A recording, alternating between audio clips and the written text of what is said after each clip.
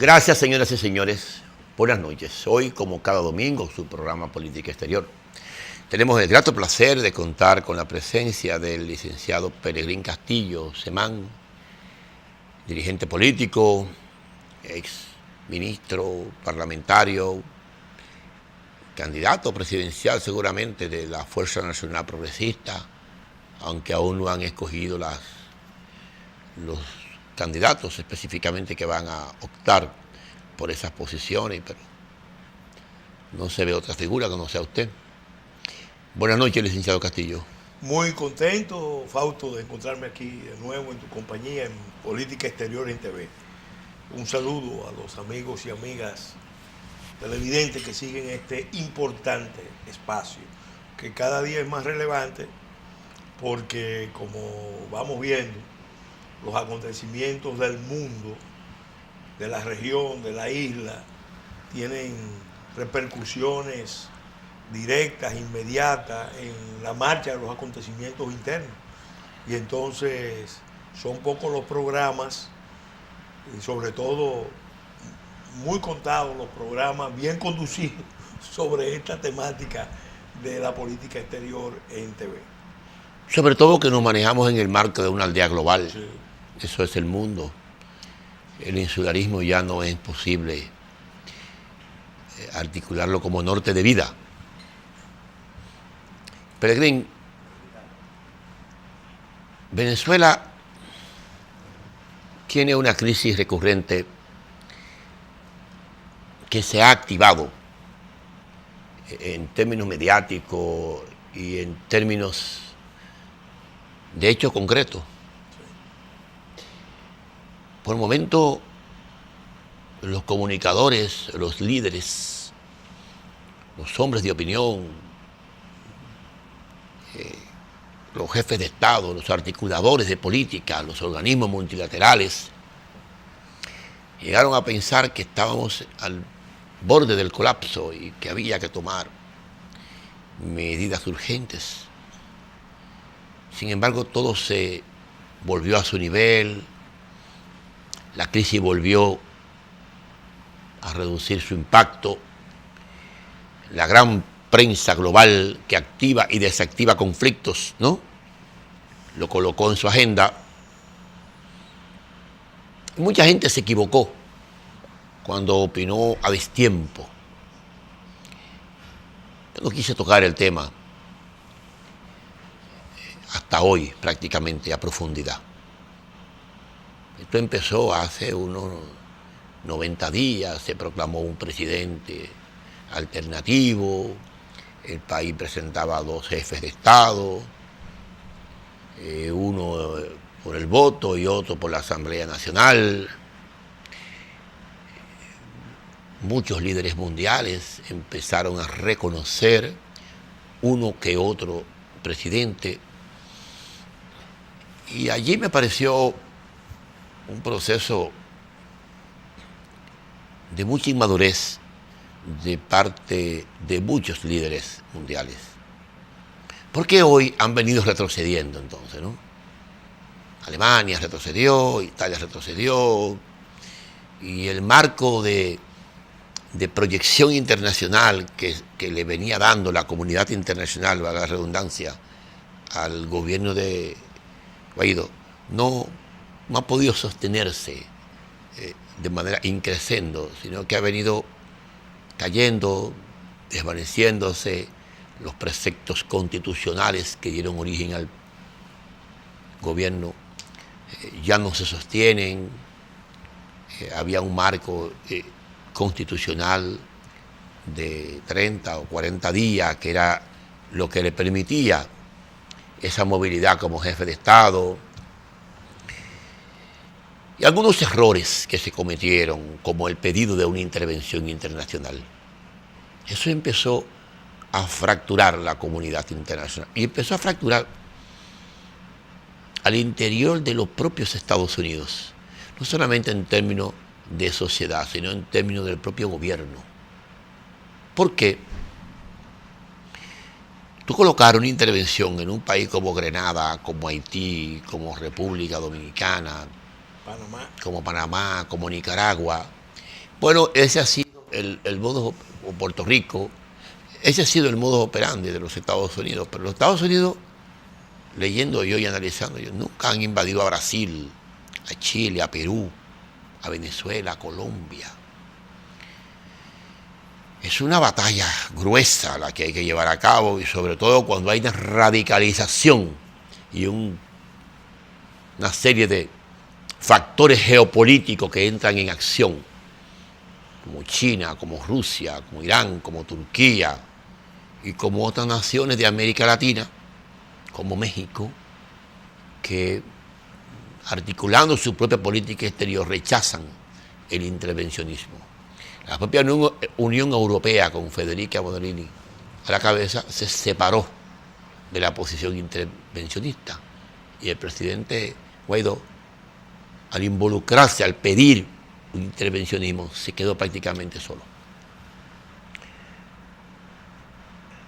Es multifactorial la crisis de Venezuela, y pienso que la Organización de Estados Americanos, OEA, quedó excluida de jugar un rol político y pasó a la gran geopolítica global. Pasó de América Latina a China, Rusia, Estados Unidos y otros grandes bloques. Ya Venezuela no era un tema de la OEA, no era del Grupo de Lima. O sea, se fue quemando etapas. ¿Cuál es tu enfoque de estos últimos 90 días de la vida política tan intensa que ha tenido Venezuela, de los análisis, de los comentarios, de las estrategias, tanto de la oposición como del gobierno? ¿Y qué piensas tú que está pasando realmente en esta actual etapa? Fausto, recientemente yo pronuncié una conferencia con un título que llama mucho la atención, que se llama Choque de Potencias, 4 crisis internacionales en el Gran Caribe. Que yo creo que es un aporte, hice un esfuerzo sostenido para simplificar, sistematizar, un aporte para la comprensión no solamente de lo que está pasando en Venezuela, sino de lo que ha pasado en la región y va a pasar. O sea que es un análisis presente, pasado y futuro. Sí. Es bueno que estemos claros que esta región Gran Caribe, que abarca México, Centroamérica, Colombia, Venezuela, las Guyanas y el Caribe antillano, insular, es una región muy volátil, muy abigarrada, muy sensible, que en geopolítica se ha considerado históricamente como el vientre bajo del gran imperio norteamericano. Es algo que se da en otros... Habla en términos geográficos, ¿no? En términos geopolíticos. ¿Geopolítico qué? Que es algo que se da también donde quiera que surge un gran imperio o una gran civilización, en sus márgenes surgen zonas que son precisamente zonas volátiles, zonas complicadas. ¿Le pasa a Rusia? Pasa a Rusia con el Cáucaso. Con el Cáucaso. Pasa en Europa con los Balcanes y zonas de Europa del Este. ¿Le pasa a China? Pasa a China en el mar meridional, claro, de China, con los llamados estados tributarios, que históricamente se llamaron estados tributarios. Pasa en el Medio Oriente. En Medio Oriente pasa de otra manera, porque ahí entonces tenemos no hay una potencia dominante. Las potencias que lucharon siempre, el Imperio Otomano, los rusos, los países, las potencias europeas, claro, y últimamente Estados Unidos. Entonces, la historia de la humanidad por siglos ha girado alrededor de esa tensión entre nacionalismos, pueblos y potencias. Y la gran cantidad, la gran mayoría de los acontecimientos históricos decisivos han estado determinados por esas contradicciones. Un ejemplo que lo ilustra muy bien, los años que precedieron a la Primera Guerra Mundial. Los países europeos vieron al Imperio Otomano debilitarse y entendieron que podían usar el nacionalismo en contra del Imperio Otomano, especialmente el nacionalismo en los Balcanes, en la parte europea del Imperio Otomano, y resulta que abrieron la botella y liberaron el genio del nacionalismo.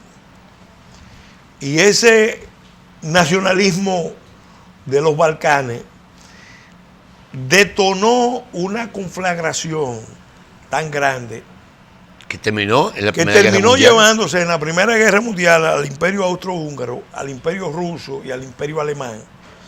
Y a lo que quedaba del Imperio Francés. Y en la Segunda Guerra, que no fue más que la continuación de la primera, claro, porque se entendió que la paz de Versalles fue un simple interregno, claro, claro, terminó de llevarse el Imperio belga, el francés y el inglés. Y el inglés completamente. Entonces, que fue el gran perdedor. Entonces, para que entendamos esa dialéctica, naciones, imperio. Ahora mismo, ¿qué está pasando en esta zona? En esta zona es bueno darnos cuenta de que es una zona, repito, geopolíticamente sensible, y estamos viendo la cuarta crisis. Para hablar de la cuarta crisis es bueno situarse en la primera, para entender la profundidad del tema. En 1902 estalló una crisis que la gente olvidó. Dos. Una crisis en las relaciones de Estados Unidos con Europa. Porque vino una flota a Venezuela, encabezada por Alemania, por Inglaterra, Italia y Holanda. Bloquearon Puerto Cabello, bloquearon La Guaira, bombardearon. A cobrar su deuda, ¿no? A cobrar unas deudas. Sí. Que el gobierno de Cipriano Castro, el Cabito, la denunciaba como una deuda inflada, manipulada. Eso detonó una crisis porque los Estados Unidos reaccionaron, entendían que era una violación al principio de la doctrina Monroe y América para los americanos, y no solamente movilizaron, amenazaron con movilizar sus tropas, sino que tuvieron una acción diplomática muy enérgica. Los europeos llevaron el tema a naciones, a la Corte de La Haya, y La Haya habilitó, legitimó la decisión que había tomado la política europea, y los norteamericanos a partir de ahí cambiaron la doctrina Monroe con la inclusión del colorario Roosevelt, que tú recuerdas que es un colorario que se considera eminentemente imperialista, pero que se explica en ese contexto porque Estados Unidos, que había sido tolerante en la región Gran Caribe con la presencia de potencias europeas, había decidido empezar a sacar a las potencias europeas de la región. Por ejemplo, compró las acciones del canal de Panamá a la compañía que encabezaba Ferdinand Lesset, una compañía francesa. Puso fin al convenio Clayton-Bulner con Nicaragua, con Inglaterra, para construir el canal, no por Panamá, sino por Nicaragua. Claro. Que fue un giro estratégico. Puso fin a la doctrina Monroe y la cláusula de neutralidad frente a España, porque intervino ya en la guerra de independencia de Cuba a favor de la independencia en contra de España. Y todo eso también estuvo precedido. Pero eso incluyó el dominio de otras colonias, claro, que no solo eran América Latina. No, incluso en Filipinas. Claro. Filipinas. En el sudeste asiático. Y se apropiaron de Puerto Rico. Y ya habían tenido un choque que puso a Estados Unidos, que es poco conocido, al borde de la guerra por el conflicto entre Venezuela y Guyana en 1895.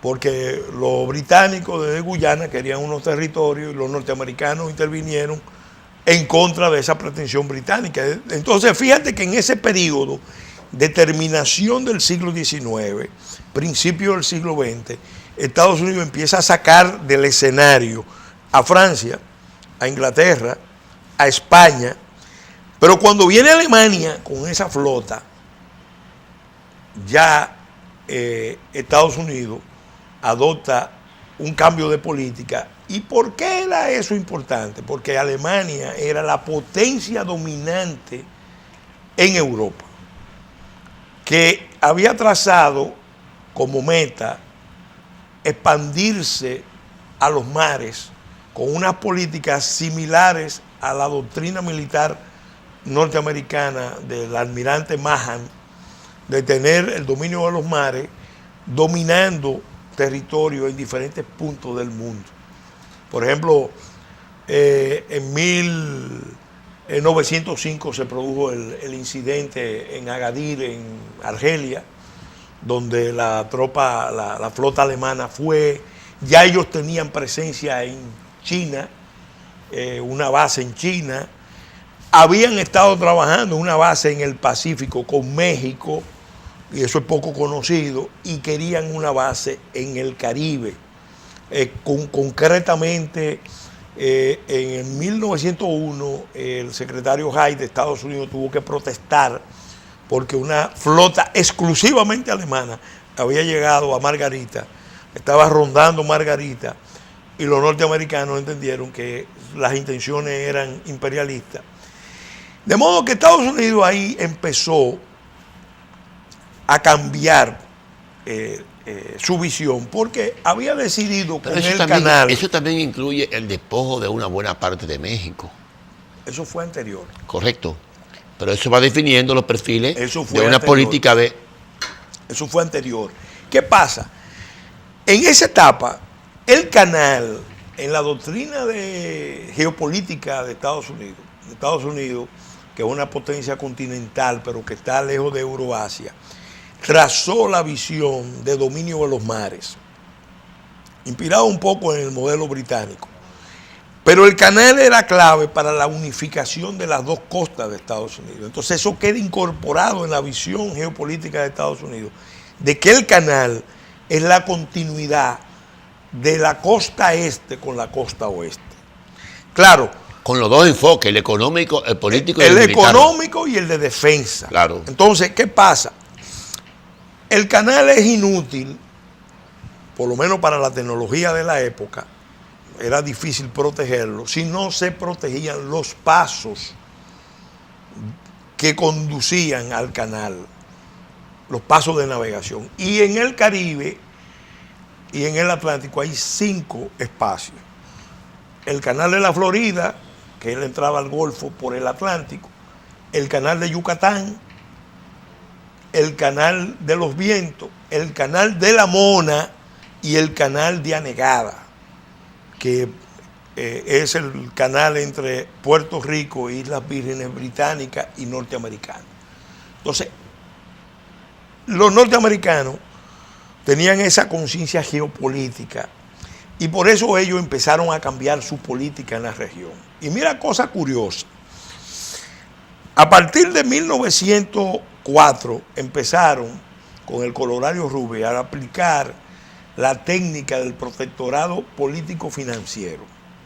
Aquí se aplicó con el famoso modus vivendi. Y 1907. No, la convención de 1907, sí. Pero en 1905, 1904 se firma un acuerdo que el presidente Roosevelt lo impulsa, pero cuando ve oposición en el Senado, lo ejecuta de facto, burlando las controles del Senado, hasta que en 1907 el Senado norteamericano valida la Convención Dominico-Americana. Eso cambia el concepto, porque Estados Unidos se declara policía en toda la región Gran Caribe, policía internacional, con derecho a intervenir en aquellos estados que no le garanticen los intereses, el cumplimiento de los intereses de las obligaciones internacionales y sobre todo que den motivo a intervenciones extranjeras. Entonces Estados Unidos se convierte en el síndico liquidador no solamente de sus deudas con sus empresas, en este caso en Santo Domingo, sino la de Santo Domingo en la de otras potencias también, sino la de otras potencias. Claro, claro. Yo voy a cobrar y yo voy a repartir, pero ustedes no van a venir a ocupar o yo compro la deuda. Aduana, sí, o compra la aduana, que fue el caso dominicano, claro. la deuda, que fue el caso dominicano. Con el caso de la Western. Compraron las deudas europeas y la consolidaron en Santo Domingo Improvement. Exactamente. Y las pocas deudas europeas, entonces ellos se encargaban de liquidarlas. En Centroamérica fue diferente. Perdón, ese mismo modelo lo llevaron a cabo en Haití también, claro, recuérdate. Claro, claro. Porque fue simultáneo, ¿no? En Centroamérica fue diferente. Y mira, cosa curiosa, para que tú veas cómo evoluciona la historia. Esta doctrina que estamos viendo de defensa compartida, colectiva de la democracia, que está plasmada en la Carta de Lima, tiene por antecedente remoto la doctrina Tovar, que se formula en el año 1907. La formula el canciller de Ecuador, Carlos Tovar, a propósito de lo que estaba pasando en Centroamérica. La doctrina Tovar establece que los gobiernos latinoamericanos pueden ayudar a la paz y a la estabilidad de la región, negándose a reconocer gobiernos que son el fruto de golpes de Estado, de usurpaciones o de revoluciones. Eso hubiera quedado como una teoría general, bien intencionada, pero resulta que en 1907 los mismos Estados Unidos, basado en la doctrina Tovar, llaman a los países centroamericanos, lo llevan a Washington y se firma un protocolo donde todos los países se comprometen, por primera vez ahí a nivel de Centroamérica, se comprometen a no apoyar revoluciones o a no apoyar gobiernos fruto de usurpaciones, de golpes de Estado, de fraude. Y ahí empieza a gestarse esa modalidad del derecho internacional americano, porque la Carta de Lima es una expresión de derecho internacional americano. ¿Qué pasa? Claro que los norteamericanos lo manipulan. No solamente lo manipulan, se separan en términos prácticos cuando empiezan un doble estándar. Con su doble estándar. Sí, claro, o sea, claro. si me conviene una dictadura la apoyo. Pues claro, si claro. Ahí es que la viene mantengo. el problema. Fíjate que en 1913, cuando matan al presidente Madero y a Pino Suárez, vicepresidente, en México, lo matan incluso con la anuencia del embajador norteamericano, claro. Wilson Lane. La vergüenza que tenía el presidente Wilson, que no apoyó eso, era tan grande que él formuló la cláusula llamada cláusula Wilson de la doctrina Tovar para reforzar el tema del no reconocimiento de los gobiernos resultados de golpe de Estado. ¿Qué pasa? En principio tú puedes decir, eso es muy legítimo. En la práctica, en México eso se estuvo usando a conveniencia, porque México en ese momento estaba en revolución. La revolución empezó en 1910 y todavía, avanzado los 20, había mucha inestabilidad. En 1923 pasa algo muy importante, y es que el gobierno norteamericano, invocando la cláusula Wilson de la doctrina Tovar, no reconoce el gobierno de Obregón. Hasta tanto el gobierno de Obregón acepta la firma de los tratados Bucareli, que son tratados que se consideran que disminuyeron la soberanía de México en una serie de áreas.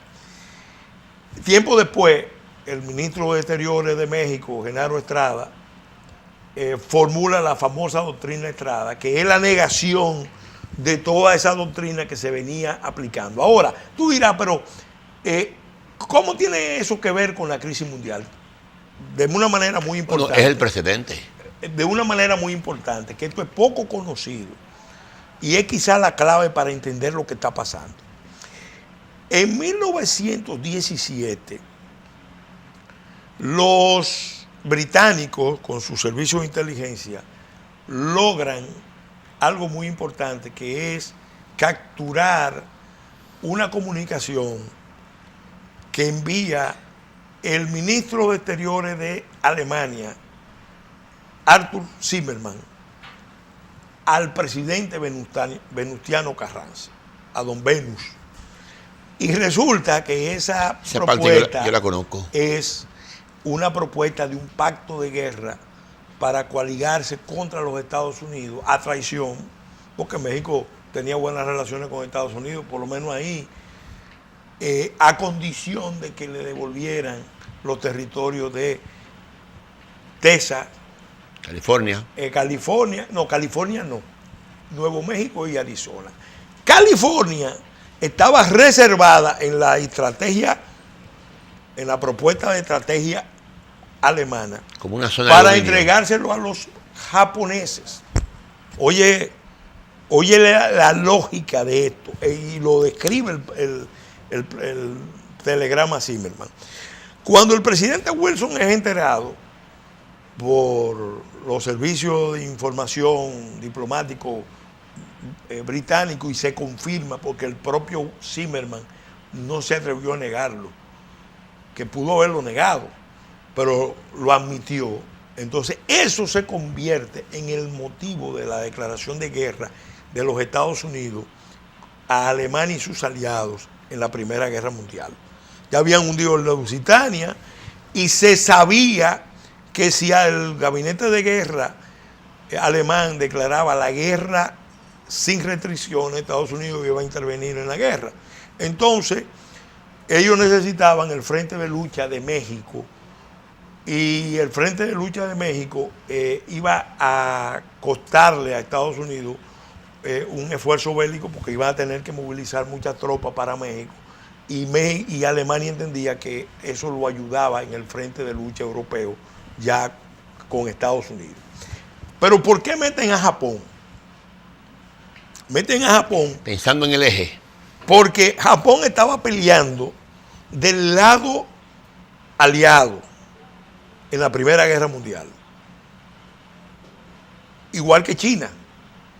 Entonces los alemanes querían que Japón cambiara de línea, incluso mandaron sus mejores diplomáticos para abrirle un frente de lucha a Rusia en el Pacífico y tratar de desmovilizar a Rusia de la guerra.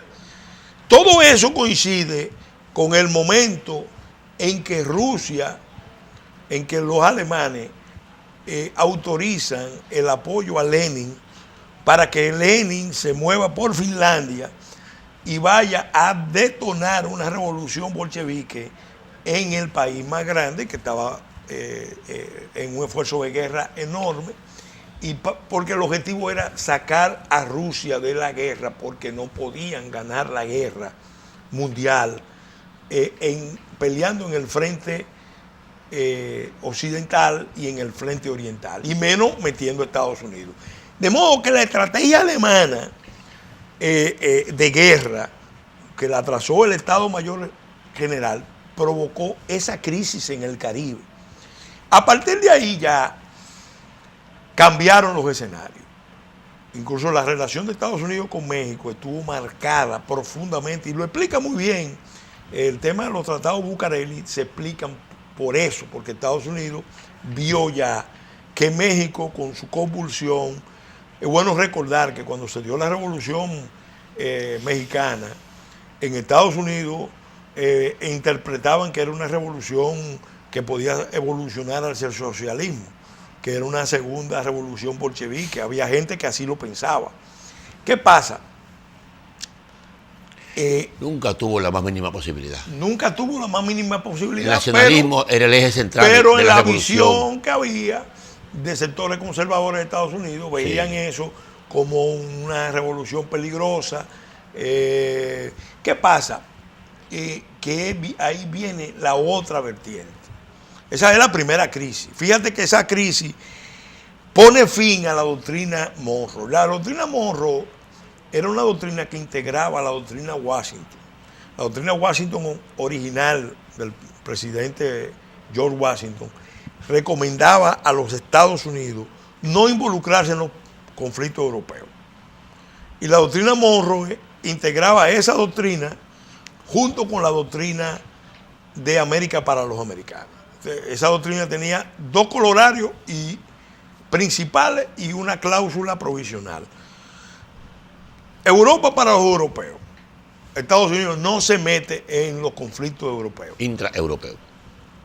Ahora. Que terminó metiéndose. Ahora, claro, terminó metiéndose. Ahora, los europeos no se meten en los conflictos latinoamericanos, americanos. Y la cláusula provisional era que Estados Unidos se reservaba el derecho de intervenir en los conflictos de España con sus antiguas colonias cuando lo entendiera conveniente a sus intereses estratégicos. Eso se mantuvo desde 1823 hasta 1898, cuando interviene en la guerra de independencia de hispanoamericana, porque ahí entendió que ellos podían intervenir. Ahora, ese es el gran marco. Florida.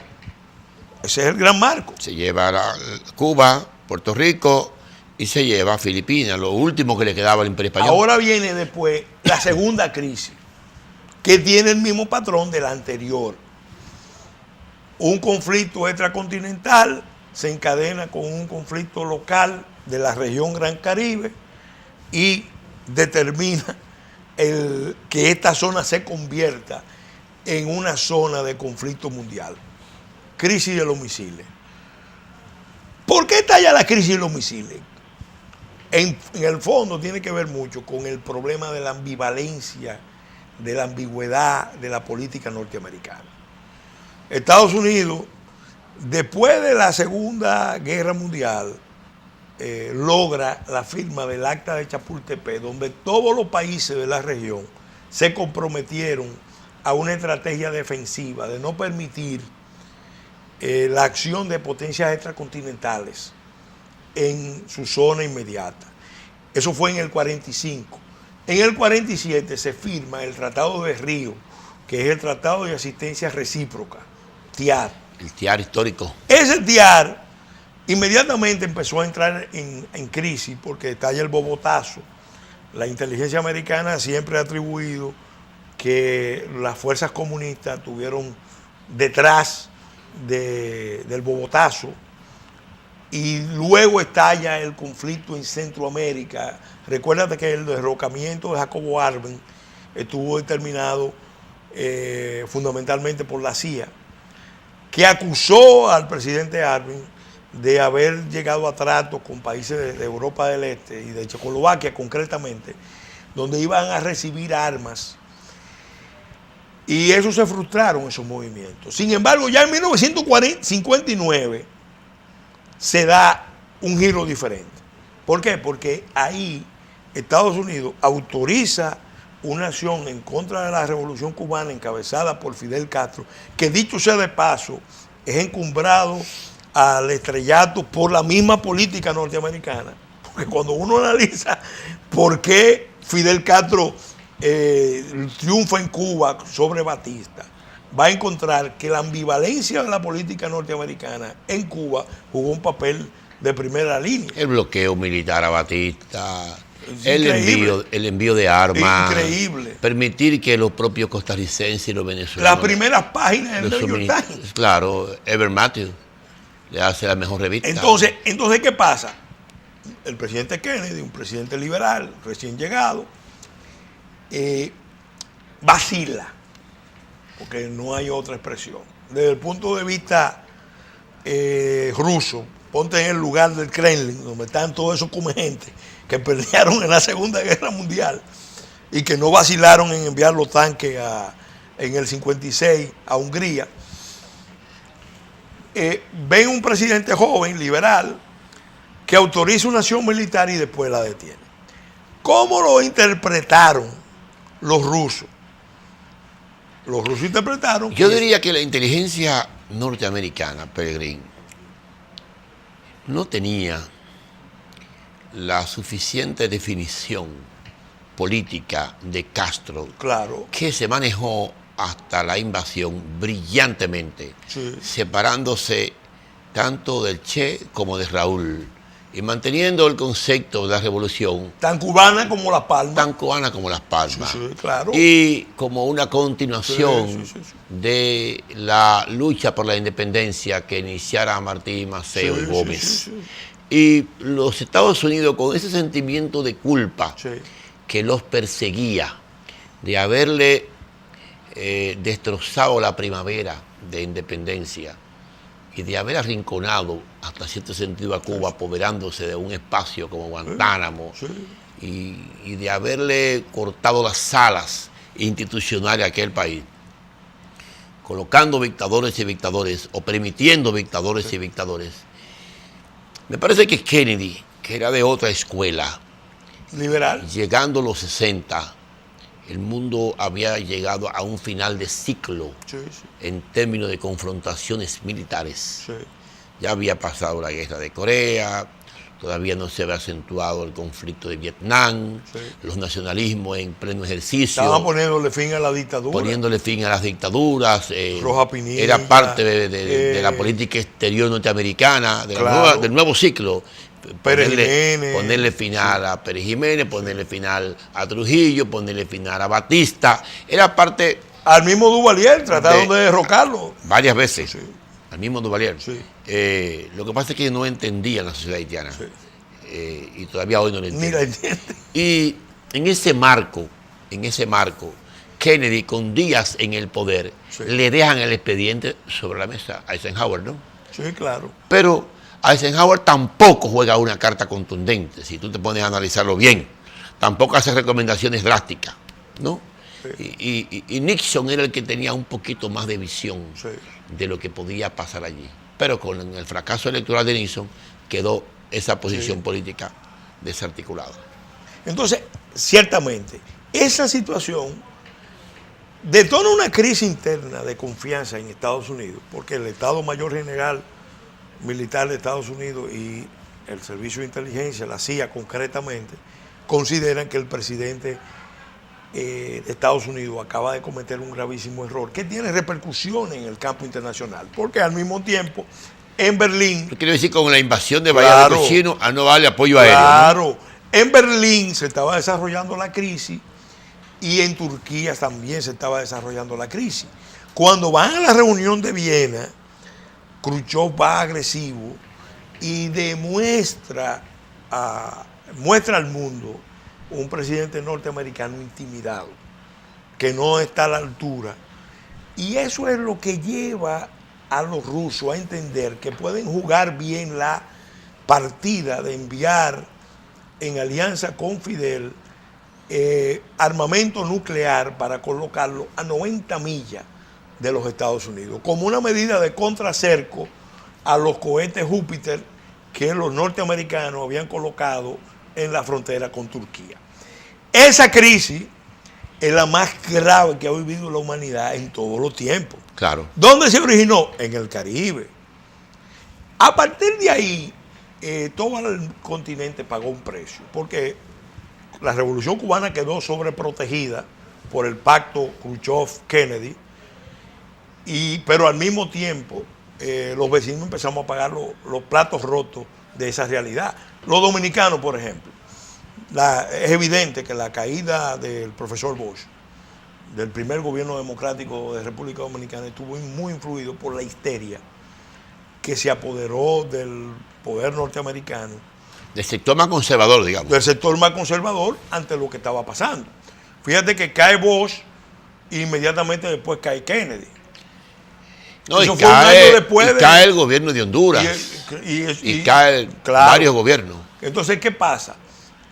La intervención militar, como explica muy bien el senador Fulbright del 65, fue la reacción bien premeditada de Estados Unidos, demostrativa de que Estados Unidos no iba a permitir otra Cuba. República Dominicana vamos a decir, pagó los platos rotos. Fue la cabeza de turco, donde Estados Unidos probó que no iba a permitir otra Cuba. Ahí eso marcó el continente de una manera tremenda. Mira, los mismos haitianos. Duvalier manejó muy bien. Duvalier, como tú bien sabes, no era candidato de la simpatía norteamericana. No. Derrota al candidato norteamericano, como Bush derrotó al candidato norteamericano aquí. No, pero haz un interregno. Sí. Derrota a Luis de Joix, Sí. el candidato de los norteamericanos, esencialmente porque el presidente Trujillo le coloca al cónsul dominicano en Puerto Príncipe, Luis Mercado, cuñado de don Augusto Lora, le coloca $1 millón en un saco de Heineken a la haitiana. Sí. Y se lo lleva al coronel Antoine Quebró, que era el presidente provisional que se había instalado una junta militar para convocar elecciones. Y Antoine Quebró recibe el mandato dominante de Trujillo de hacer presidente a François Duvalier mediante un fraude comicial típico, normal en la vida política y electoral de República Dominicana y Haití de esa época. Es bueno que aclaremos eso. No, ese fue un episodio. Porque no es que le gana Duvalier a los americanos. No. Es que Trujillo le violenta la política exterior a los norteamericanos, como se la venía violentando en Centroamérica, en Guatemala, cuando con le mata a un presidente. Claro. Sí, en Colombia, cuando le intenta colocar a Rojas Pinilla. Sí. En Cuba, cuando hace un pacto con Batista de suministro de armas en pleno embargo que le hace Estados Unidos a Batista. Claro. ¿Está comprendiendo? Esos son factores. Trujillo se daba el lujo de desafiar a nivel regional la política en el Gran Caribe a los Estados Unidos. Inclusive de hacer lo que hizo con un oficial de la inteligencia del FBI, como lo era el español. Sí, Galíndez. Galíndez. Jesús de lo Galíndez. secuestra, se lo lleva, se burla del norteamericano y sencillamente lo mata, lo desaparece. Pero con todo lo que implicaba lo que yo quiero destacar es que pero tú me entiendes. Duvalier en el poder, Duvalier en el poder se mueve con mucha habilidad. Así. ¿Por qué? Porque Duvalier usa dos recursos para afianzarse en el poder en el medio de esa crisis. Los norteamericanos querían derrocarlo. El chantaje de volverse comunista. Tenía 3 ministros, entre ellos un cuñado, que habían sido comunistas o eran comunistas y lo tenía como ministro. O sea, ministros comunistas, y recibió 2 misiones de Europa del Este. Una de Polonia, que por razones históricas iban a Haití. Y una de Checoslovaquia. Y una de Checoslovaquia. Eso lo conozco. Entonces, la verdad es que al mismo tiempo recibía a los marines. Los asesores. Los asesores. Claro. Y al final se impuso el enfoque realista norteamericano de que en medio de la crisis, después de la crisis de los misiles, había que cohabitar. Había que cohabitar y que había que darle apoyo claro. a Duvalier, que estaba dispuesto a eliminar todos los comunistas y todos los opositores a su gobierno y a los Estados Unidos. Entonces, pero te voy a dar un dato.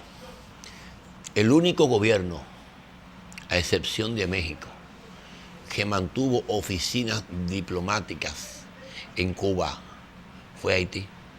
¿Tú sabías ese dato? Sí. No, porque incluso ellos llegaron a Pero te estoy hablando en los 60, 61, 62, 63, 64. No, porque 65, cuando tú oyes los discursos de Duvalier, en pleno bloqueo, Duvalier está hablando de una supuesta una revolución que él encabeza, donde los personajes son Sukarno, Nasser, ese es su referente. Sí. Y él era la expresión caribeña de ese movimiento. Claro, en términos teóricos. Bueno, pero es la caricatura de un movimiento que se expresó en la realidad haitiana. Ahora, fíjate que esa es la segunda crisis y tiene el mismo patrón. Yo lo que quiero choque de potencias. Yo lo que quiero es, yo te estoy entendiendo, y sé perfectamente que Khrushchev coloca los cohetes en Cuba como respuesta desesperada al bloqueo que le hace Eisenhower y Kennedy cuando le colocan los cohetes en Turquía. Es una reacción de defensa propia. Te lo está colocando en la frontera, no se lo está colocando en Cuba. Bueno, Khrushchev se lo coloca también en la frontera a los Estados Unidos, a 90 millas. Es una reacción, hasta cierto sentido, natural. Es un juego de poder. Es un juego de poder. Es lo que dice Dick Morris, su famosa obra. Juego de poder. Si tú me lo colocas a 90 millas de Moscú, yo te lo coloco igual. Y ahora más que me encontré un premio que se llamaba Cuba. Fíjate que esa es la segunda crisis que marcó todo el continente por muchos años y que determinó la tercera también. ¿Por qué? Y vuelvo de nuevo al problema de la ambigüedad de la política exterior americana. Llega Carter, un liberal. Fíjate que siempre los liberales están en el origen de la crisis, porque Wilson también, Wilson estaba creyendo en que podía jugar en la Primera Guerra Mundial. Depende de la corriente liberal, porque Johnson era un liberal supuesto, y mira cómo reaccionó. Johnson era un imperialista. ¿Me está entendiendo? ¿De qué partido era? Demócrata. Entonces, ¿qué pasa? Viene la crisis de los 70 y 80 en Centroamérica, que es una crisis que se incardina, se mezcla con la crisis que se está desarrollando en Medio Oriente, por un lado con Irán y por otro lado con Afganistán. Cuando los norteamericanos deciden convertir la crisis de Afganistán en el Vietnam ruso y lo logran. En el ajuste de cuentas. El ajuste de cuentas. Para contrapesar la potencia. Los rusos empiezan a usar a Cuba fundamentalmente como el canal para alentar una revolución centroamericana que tenía bases. En las narices. Entonces, en las narices de Estados Unidos. Ahora, ¿qué pasa? Y también en el Gran Caribe, como tú dices. En el 80, el presidente Reagan se reúne con Alexandre de Marange. Ese es un libro que yo recomiendo, se llama Secretos de Estado. Alexandre de Marange fue jefe de los servicios secretos. En el 80 no, en el 81. No, fue en el 80, el día que en el periodo de transición. Ok. Todavía él no era presidente, se reunió con Marange en su rancho en California. Estaba electo.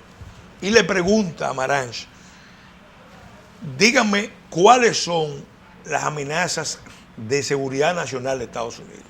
Entonces Marange le dice, que se considera uno de los geoestrategas más importantes del mundo.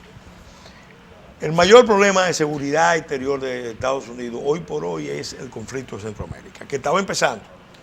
Pero no porque ninguno de los países represente una amenaza para Estados Unidos, sino que las condiciones que se dan en México, en Centroamérica, son las mismas que se dan en México. Y si ese conflicto se consolida en Centroamérica, se va a replicar hacia México. Y ahí viene la última crisis. Estamos hablando del tiempo avanza.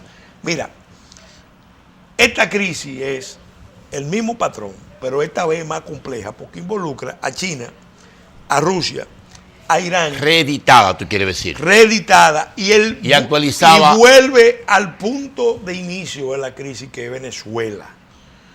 Ahora, para México, para China,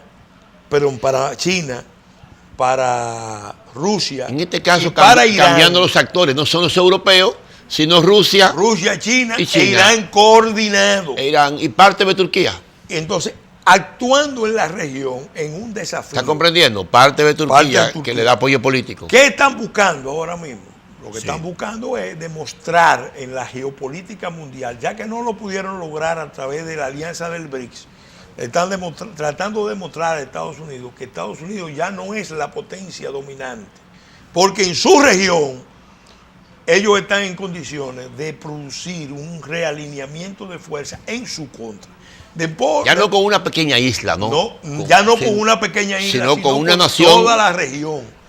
Y por eso este escenario es tan complejo Y por eso tú has visto el alineamiento de una parte del continente y una parte de Europa, porque es un renacimiento de la Guerra Fría. Claro. Lamentablemente yo no sabía, pensé que teníamos más tiempo, porque para hablar de la cuarta crisis, que es la actual. Lo que hacemos es que lo dejamos hasta ese punto. Y repetimos el programa la semana que viene para poder hacer una reedición temática mínima, un briefing de lo acordado aquí. Y iniciar un análisis conceptual a profundidad de hacia dónde nos puede llevar esta situación, cómo impactará en el proceso electoral de los Estados Unidos, cómo impactará en las relaciones México-Estados Unidos, ya que México quiere una posición completamente diferente. La posición de México es estratégica, es estratégica, claro, por eso te quiero decir. Y cómo impactará en los halcones de los Estados Unidos, que quieren una demostración de poder total y de dominio total. Y todo remite a Cuba. Y todo remite a Cuba, finalmente. De todos modos, el tiempo se ha acabado. Será hasta el próximo domingo cuando volveremos con su programa Política Exterior. En este caso, analizando la crisis política venezolana, su impacto en el Gran Caribe y en la gran geopolítica mundial. Gracias, señoras y señores. Hemos contado con la presencia del licenciado Pelegrín Castillo Semán, líder de la Fuerza Nacional Progresista y una figura que maneja perfectamente los temas de política exterior. Muchas gracias. Gracias.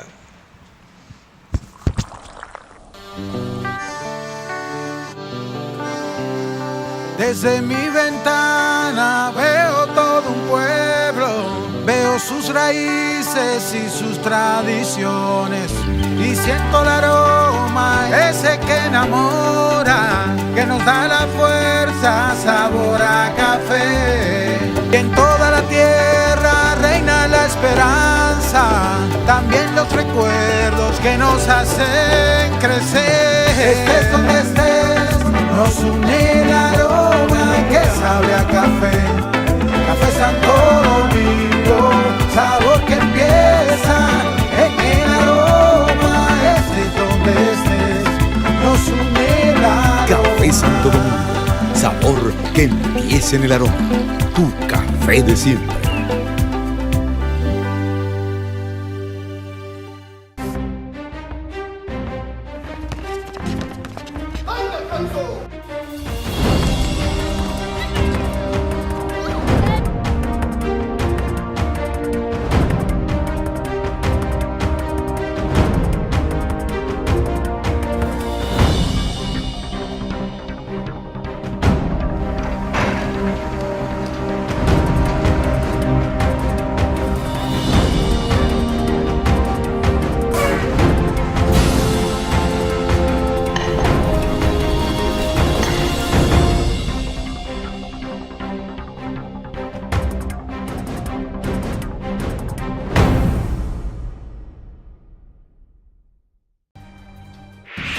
Las ciudades en nuestro país crecen, están vivas. Los túneles, pasos a desnivel, elevados y avenidas funcionan como grandes venas que conectan todo. Y como todo sistema, debe ser cuidado. En el Ministerio de Obras Públicas y Comunicaciones tenemos brigadas dedicadas exclusivamente para la limpieza de invernales, reconstrucción y construcción de alcantarillas, mantenimiento a túneles y elevados, trabajando de sol a sol las 24 horas los 7 días de la semana. Nuestra meta es cuidar la inversión que hemos hecho todos los dominicanos en estas obras.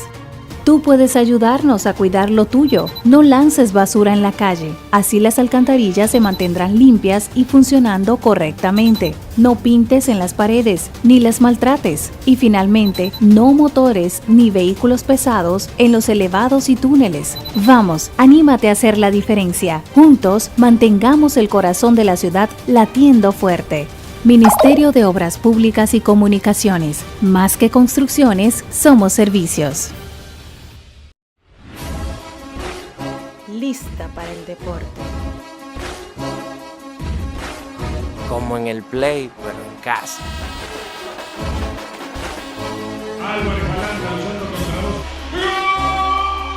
Para que lo escuchen hasta los vecinos.